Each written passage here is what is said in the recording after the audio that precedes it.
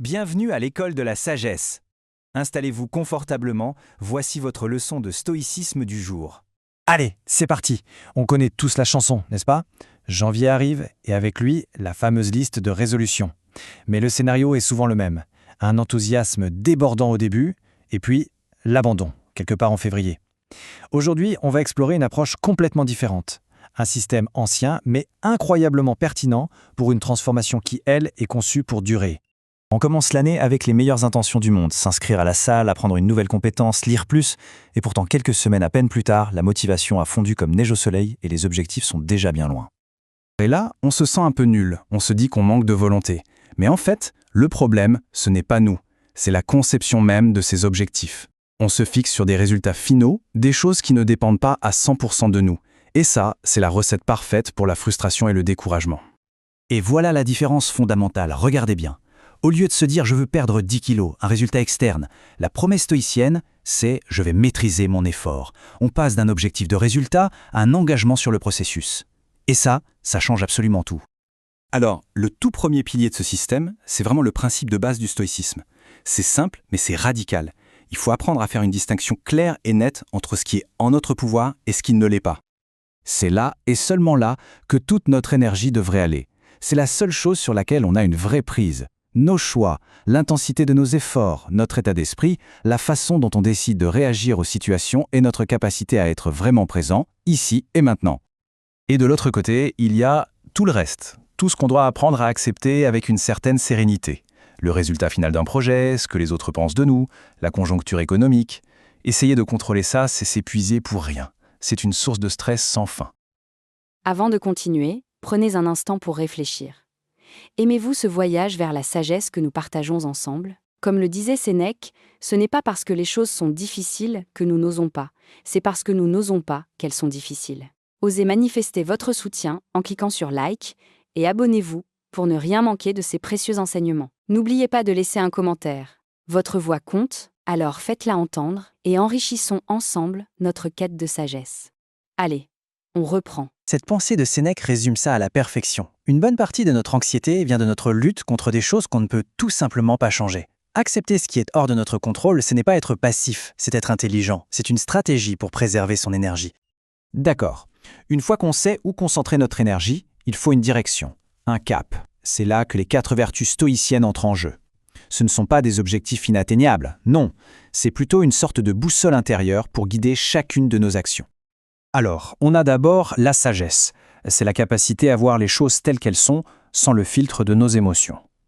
Ensuite, le courage, faire ce qui est juste, même si ça fait peur. Puis, la justice, notre manière d'interagir avec les autres, avec équité. Et enfin, la tempérance, la maîtrise de soi, tout simplement. Ensemble, ces 4 vertus forment un guide complet pour bien agir. Et le point qui est vraiment crucial ici, c'est le vivant. L'argent, le statut social, même la santé, tout ça peut disparaître. Mais la capacité à agir avec sagesse, avec courage, avec justice et avec modération, ça, c'est une force intérieure. Personne ne peut nous l'enlever. Pour les stoïciens, le vrai bonheur, le bonheur durable, il est là, dans la pratique de ces vertus, pas dans les succès extérieurs. Passons maintenant à la dernière promesse, celle qui rend tout ce système possible et surtout humain. Parce qu'il ne s'agit pas d'être parfait. Jamais. Il s'agit de progresser, de manière constante, même si c'est tout doucement.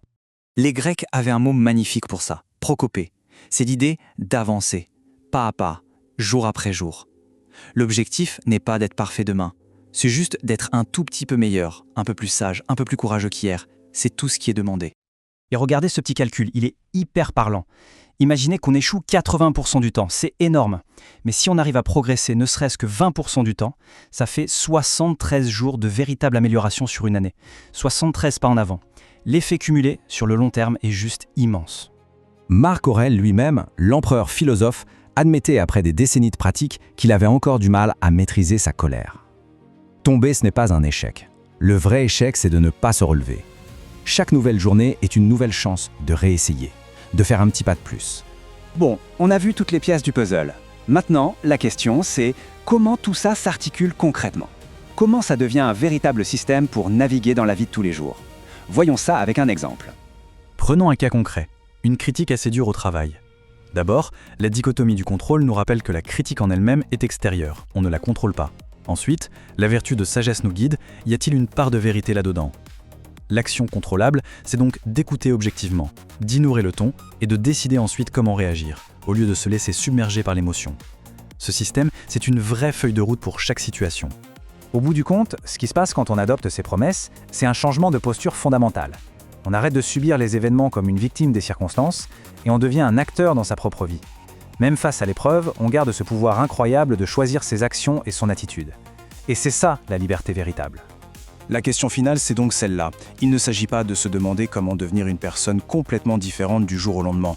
Non, il s'agit plutôt d'imaginer ce que 365 petits pas, faits jour après jour dans la bonne direction, pourraient accomplir. Le vrai pouvoir de transformation, il est là, dans la constance. Tous les enseignements de ces épisodes sont tirés du livre « Le manuel stoïcien du quotidien ». Vous pouvez vous le procurer en cliquant sur le lien en description.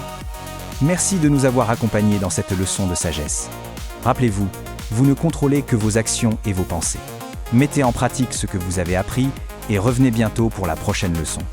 N'oubliez pas de liker, de vous abonner et de laisser un commentaire. À très bientôt à l'école de la sagesse.